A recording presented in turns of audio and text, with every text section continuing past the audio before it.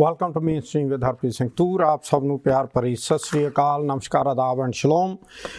Welcome to the new episode of Mainstream, and you can always email me at hstoor@gmail.com and share your views and upcoming whatever is happening. It is happening at such a rapid pace. Sometimes you just are lost in what to be discussed and what not to be discussed.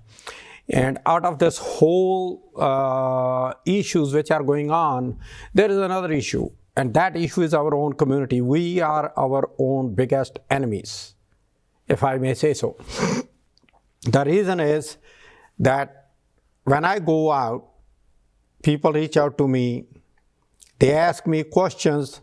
Why? Because somebody from our own community posted something which is not a fact, which is a false information, disinformation. Let me start with since Trump administration took over. First of all, let's make one thing clear.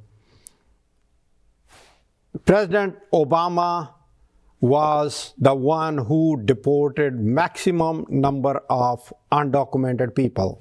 I will not use the term illegal, even though everybody says illegal, but I just don't feel like to say illegal, because to me, nobody is born illegal, okay?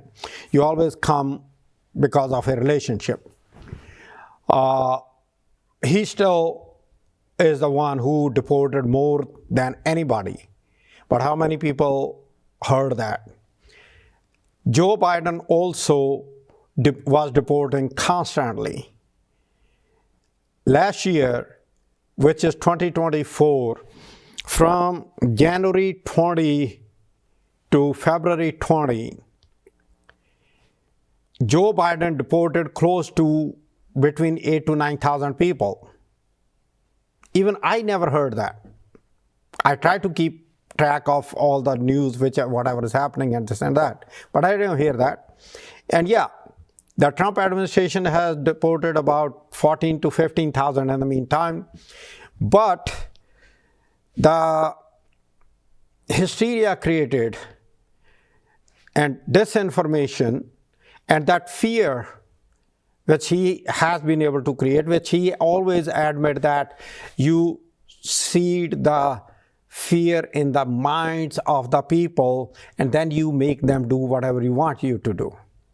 And they will just ignore everything else except because they are afraid, so they will be concentrating only on that part. And he is doing exactly what he said. People think he is, not smart, he is not a politician, I don't believe it. I never believed it. But yes, he's a crook. No doubt about it. Otherwise, nobody will declare bankruptcy for 4 to 5 times of the businesses and still claim to be a successful businessman. People buy it. Why? I have no idea. Anyway, going to that disinformation, going back to that, the very first information which came out, I read, the Tribune, Indian Express, the Hindu, all those Indian papers who actually, I always used to consider that they are really the ones which retain and keep that standard of journalistic responsibility. When I saw that news in the morning around, I would say it was around 9:30, maybe 10 o'clock at top, and I was like, what are they talking about? I did not see anything. I did not hear anything. And over here, they have this one paper after another that the ICE raided a couple of gurdwaras in New York and New Jersey. They arrested the people. Okay. So I called the gurdwaras, I called New Jersey, and there was nothing. And I know I'm repeating this because I talked about it before, but why I'm talking about it again, you will find out once I go to the, the second part of this whole thing. I found out that somebody, our own, is sick. Let us leave the name out of respect that let's not malign anybody's name. A Twitter post went out, a tweet went out, or on Instagram, either one of them, that he confirmed with the 2 Gurdwaras and they have arrested 2 Sikhs and deported them. Okay? By about 10:30, quarter to 11, I got I got a couple of calls. I got a call from Canada. I got a call from the gentleman, I'm going to leave the name out, and they do their newspaper. They have the TV, they have the newspaper, and they are located in Edison, New Jersey. And the gentleman knows me real well, and he called me. He said, Harpreet ji, kya ho raha hai? And I'm like, nothing. He said, well, I'm reading a lot of things. I said, it's all disinformation. He said, can you put out a statement on that? I said, sure. So I created a small clip, a minute and a half top most, and I sent it to him. And within 30 minutes or so, he posted everywhere. The news went into the newspapers, and everywhere it was there that nothing like that has happened. And nobody should be talking about what did not happen. Don't scare the people. They are already scared enough. And guess what? The person who put out the post in the morning that people have been arrested in the Gurdwaras, in New York and New Jersey, same day in the evening around maybe 4, maybe 5 o'clock, he's standing at Sikh Culture Society with the head priest of the Gurdwara, with the president of the Gurdwara, where the head priest Gyani Dharamveer Singh makes a statement that nobody came to the Gurdwara, no arrests were made, and nothing happened. And I'm just pulling my hairs that why would somebody do that? But then again, I should not be surprised, because some people want cheap publicity. And to do that, they will go to any length. And I will not call this thing anything else except looking for cheap publicity. That's it. And then, I also heard a couple of other things about, happening. And now, last night, okay, today is 24th of February. I got a call around, I would say around 7 o'clock. And somebody actually called me to tell me, that he has forwarded me a message on WhatsApp, a voice message, listen to it, and then call him back. I said, okay. So I did listen to the message. It was a message left by a Punjabi. I don't know who the person is. I don't recognize the voice either. But it was a Punjabi who actually is into the taxi business, telling the people within the industry, do not go to certain part of the city of the Queens, because ICE and NYPD collectively, they are making arrests, they are stopping the people. And he was talking about himself, that I was stopped, my passenger was told to get off, they got him another car, they asked me questions, and they asked me my status. I told them, that, I'm waiting for my green card, I got asylum, Okay? And I was like, no.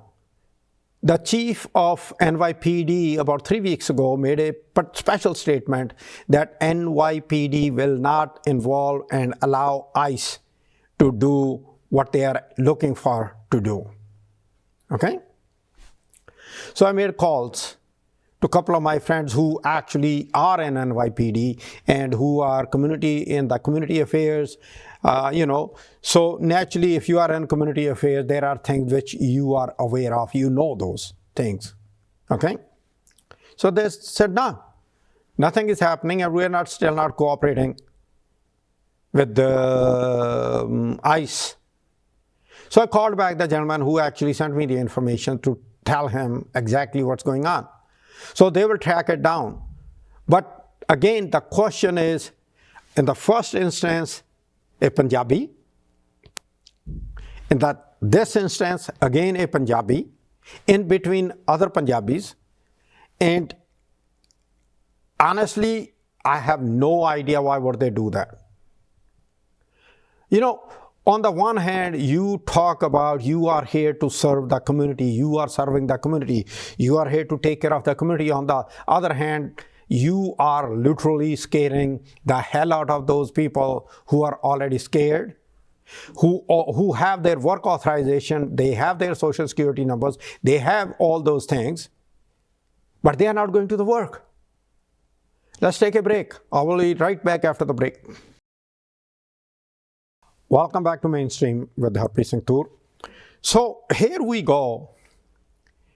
A humble request to those people who just want publicity. Do something else, for God's sake. There are so many things to be done which are constructive. Don't look for the cheap publicity. If you really want to serve the community, there are so many different ways to serve the community which you can do. Okay?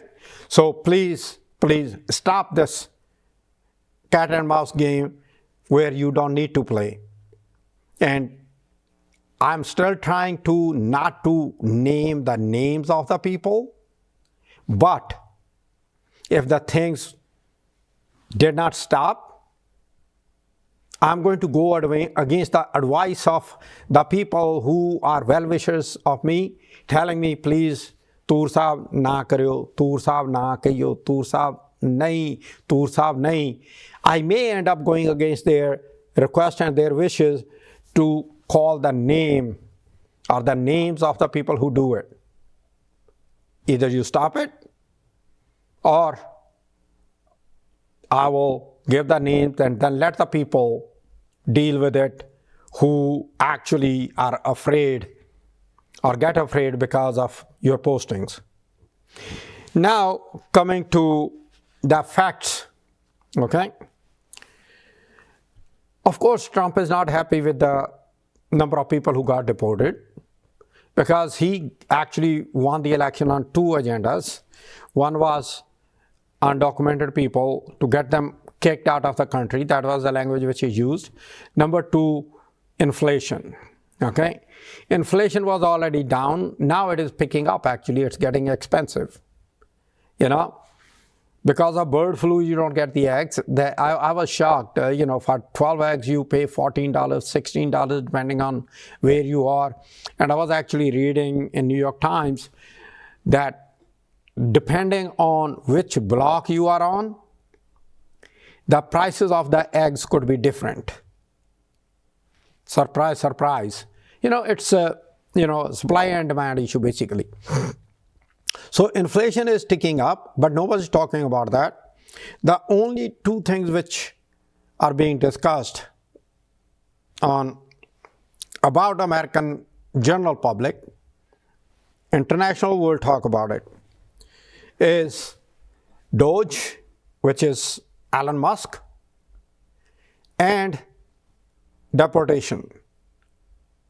And again, I said it before, I'm saying it again, undocumented people, the government has the right to deport them, but government should not and does not have the right to humiliate them. When you actually make the people to go against their article of faith, you are not just implementing your laws, you are going against your own laws, where the laws actually are written to respect the humans, the dignity and the liberty of the people. You should not be going against that. And I am going to talk about that more. I already spoke to a couple of elected officials and waiting. I already got two statements, and I'm waiting for a couple of more statements to come out on that part. So having said that, now the question comes in about the Doge. Okay, it's interesting. I had a very interesting conversation with one of the person who actually happens to be one of the person who supports Trump blindly. Okay, there was an email from Elon Musk where he ordered that every employee has to state what he or she achieved in last week. If they don't answer by 11:59 p.m., which was Sunday night, before Monday morning, which Army time is, of course, 00.00. So they will be fired. Okay? Interesting thing is, their supervisors, they told them no. But before they said no, I posted something which I literally said that the supervisors do have the right to ask their workers who they are supervising what they have done, what they have achieved, and what they are planning to do. And every department has their targets. They have to prepare the reports and everything. When you go into all this information bubble, once you enter that bubble, there is so much to be reported, collected, and shared, and based on that, do the next predictions. That a WACO, W-A-C-K-O, does not have any right to ask you what you are doing. And this gentleman, I have no idea what he was thinking of. I posted it in the evening, in the night of a Sunday evening, late Sunday evening. And I literally, when I got up in the morning, I saw the message from him on a thread, which is, of course, from Mark Zuckerberg's Facebook, one of those, to compete with X/Twitter. And he was like, well, every person has to report to their CEO about their output. And I was like, it's time early morning, I want to pray and let me do my part and everything, but no. I then, against all this, I pushed myself. I said, no, I have to answer that, And I did put out the message. I said, well, yes, you have the right to report to your CEO, but Elon Musk is not a CEO. The CEO is Trump, and right now he actually has kissed the ring of Putin, which means the actual CEO is not even Trump anymore. It is Vladimir Putin, the Russian president. Apparently, he did not like that. And his crisp message, here goes another liberal, which I did not like, to be honest, because depends who you call liberal. If you're looking at the progress where the women were not being allowed to vote, women were not allowed to go to school, women were not allowed to do anything except cook and be servant to their husbands, now they have equality, that's a progress. And those are the policies which actually at that time they were calling those people who were asking for these policies as liberals, okay? So I said to him, well, this is something I really don't appreciate, where instead of answering and having a constructive conversation, you start labeling the people. And his answer to me was, oh, you brought in Putin. I personally, I could not connect it, why he was saying what he was saying, but I was like, Harpreet, this is it, forget it, do your stuff, just ignore it. Yeah, he did send one or two more messages, I just ignored it. I even don't know what those messages were. But anyway, to say the things, to stay on the topic, okay, just think about it. I'm a Sikh, I'm a Punjabi. And if you go to Punjab, in Punjab, Punjabi Sikhs in particular, Punjabi Hindus, and any other kind, Christians, or doesn't matter who Punjabi is, they will talk about their wife, their mother, their sister in very respectful way, and they will talk about those females having equal rights. And those Punjabis who I know I'm friends with, they are Republicans. Okay? So how does it matter?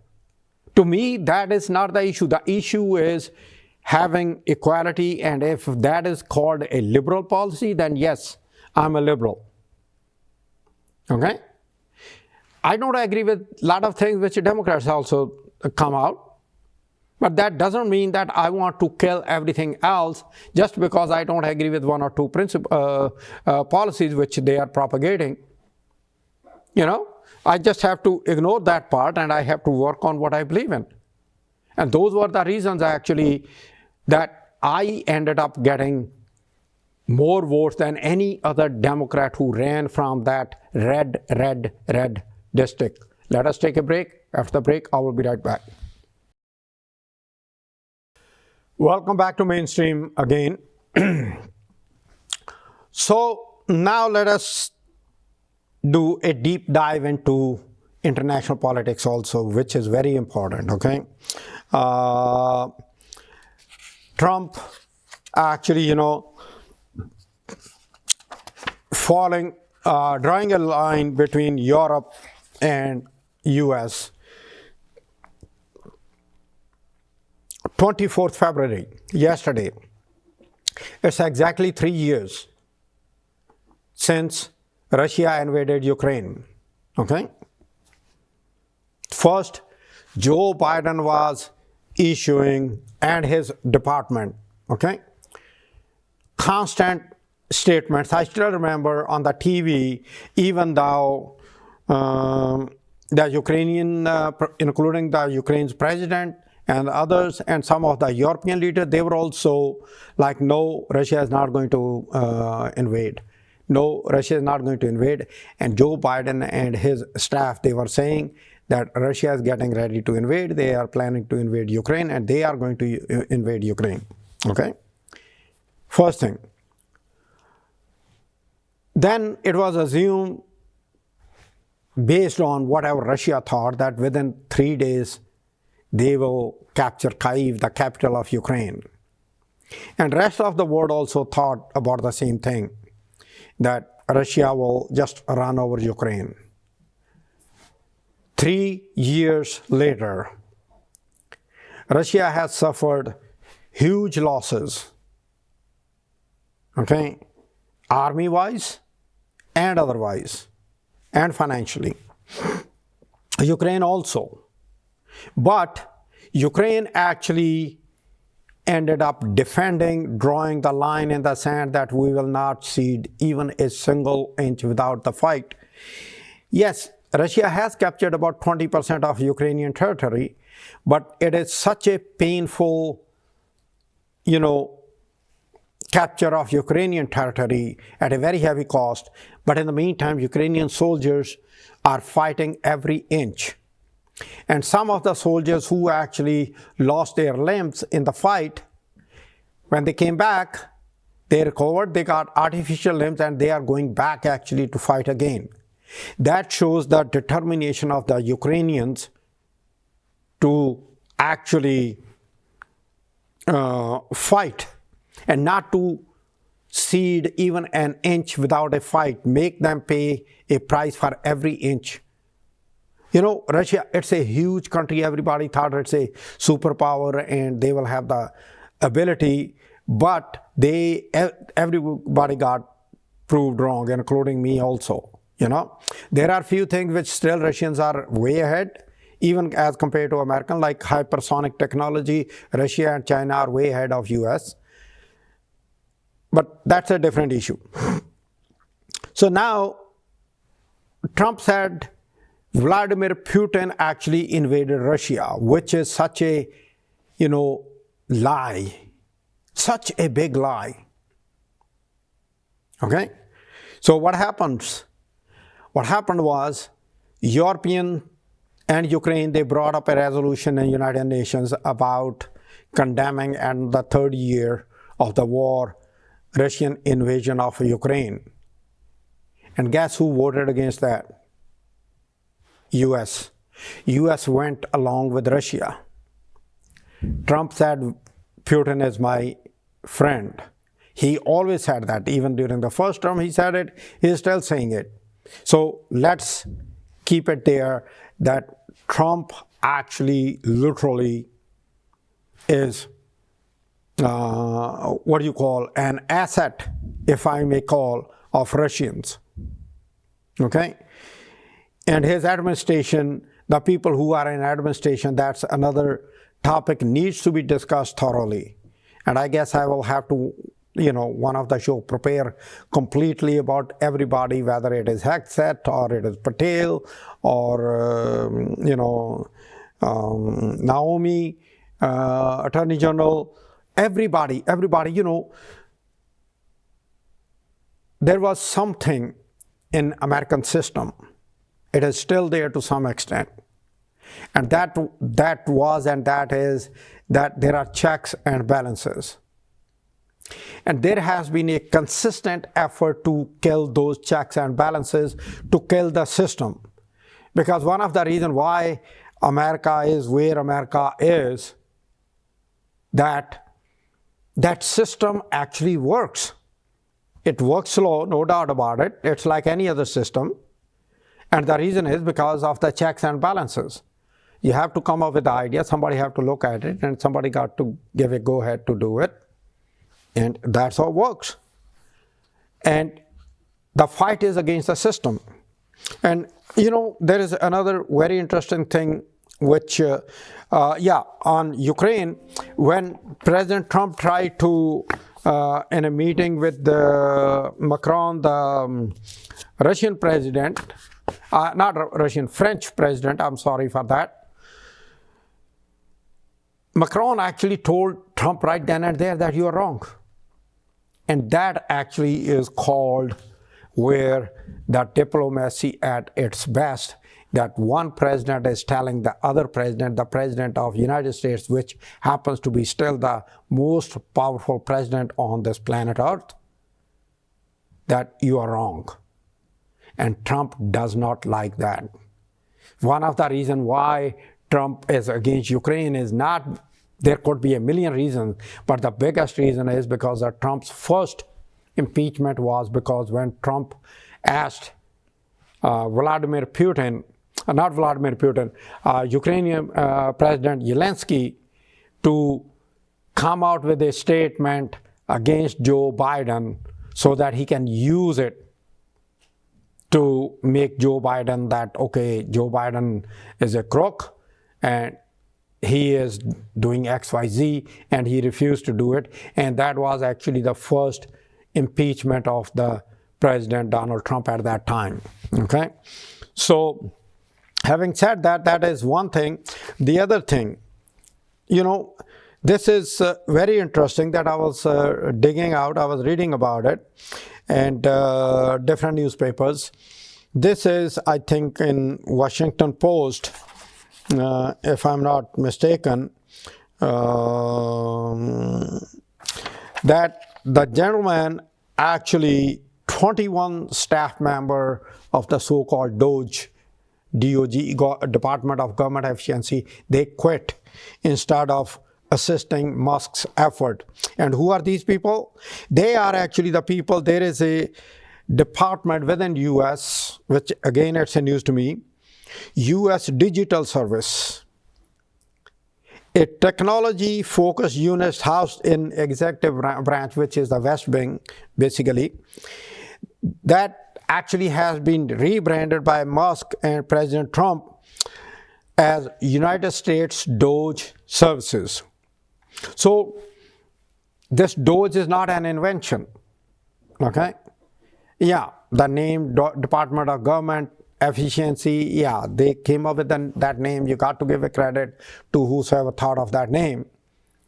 But it's the same people who has been dedicated to, serve.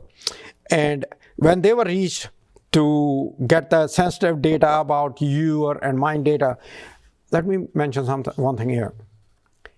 If I steal your data, your personal information, and share it with somebody, it's a crime.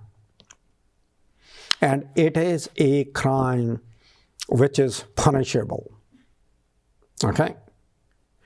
That is something which is happening with DOGE. And these employees, these 21 employees, they literally resigned and they said, we will not lend our expertise to carry out or legitimize DOGE's action. So they do not want to go along with the Doge to prove that whatever they are doing is right, because they know they are not right. Okay, so that is also another thing which is very important. So let's take a quick break. After the break, I will be right back. Welcome back to Mainstream. We are entering the final of today's show. Two things more which I want to share with you. We were talking about Ukraine and what is happening, and also what is happening is in the Middle East we have Egypt and Syria and Jordan and Egypt, not Syria. Egypt, Jordan, they have already said that we will not take any more Palestinian, because they already have, especially Jordan, they already have so many Palestinians in there. Okay? Now, look at this thing. Okay? Doesn't matter which way you look at it. It's not a pretty picture. It definitely is not. Okay? And some of the people who are sitting on the fences and sitting quietly down the road from today, maybe in 4-5 years, maybe in 10 years, they will say, oh, that was not right. That should not have happened. That was not required. But right now, people are afraid to speak up. Because if you speak the truth, you become the target, either of the one group or the other group, depending on which side you are on, which actually is hurtful. Okay? As a human, let's take a look at it. Okay? What Hamas did was a tragedy, no doubt about it, no two opinions about it. Okay? What Israel did in retaliation is even worse than that. It doesn't matter what. If an Israeli kid dies, the whole world cries with it. But on the other hand, if Palestinian kids die because of lack of infrastructure, the hospitals and electricity and the medications, it is taken in a stride. That is something which hurts me. Human life is valuable, doesn't matter what faith you believe in. And yeah, with the Hamas, I don't agree with their policies. I don't agree with the way they do it.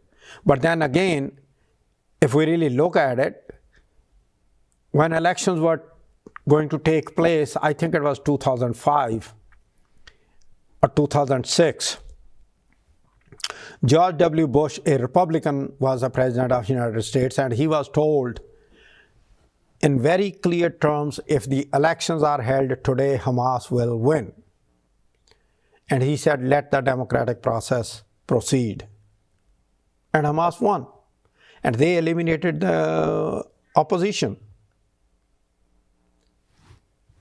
Over here, President Trump is trying to do the same thing. Eliminate the Democrats, one way or the other. And Democrats try to do the same thing, but maybe they show that we are more sane and we don't want to put you in that much pain. But one thing is for sure, that at least when it comes down to getting some of the benefits, if you really look at the history, it has always been through the Democrats for middle class and lower middle class and the poor. Republicans have always been for the rich people, at least since Reagan, even sometime before that. There is something which, even within our own communities, what I see is a person, when he's working hard, he needs the benefits for the family, whether those are the health benefits or the food stamps or anything, they are Democrat up to that point. Once they milk the system to get established, then they become Republican because they want to associate with that I'm rich. But let me make one thing clear here.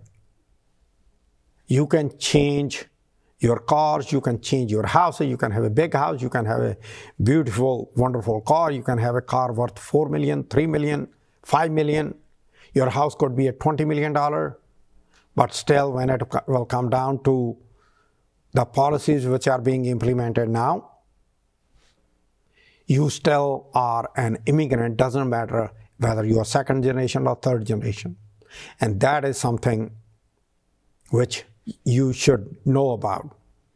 I haven't heard any statement from those Republicans who supported Trump, okay, that we agree with you that you should be deporting undocumented people, but we don't agree with you when you dehumanize the people or you are not removing the article of faith from the people, or you are putting the people actually into the, chains, handcuffs, your ankles and the chains and the belts, everything is steel. Maybe some of the people, even they don't weigh that much